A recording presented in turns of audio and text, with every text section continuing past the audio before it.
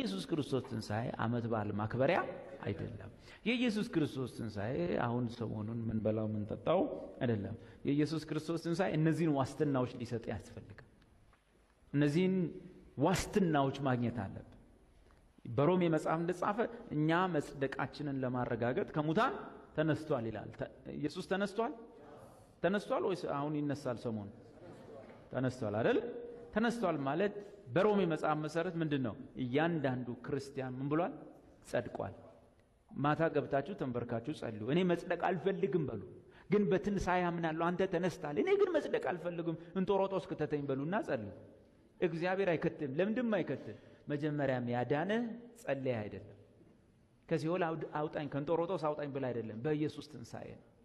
ኢየሱስ ከሙታን ተነስቷል ማለት በእርሱ የሚያምኑ ሁሉ ምን ብሏል? በእግዚአብሔር ፊት ጸድቀዋል። ጳውሎስ ምን አለ? ለበደላችን ሞቷል፣ እኛ መጽደቃችንን ሊያረጋግጥ ግን ከሙታን ተነስቷል።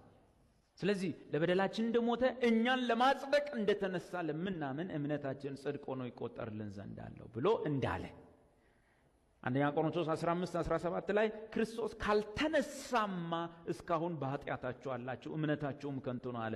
ከተነሳ ግን በኃጢአታችን የለንም፣ ጸድቀናል ማለት ነው።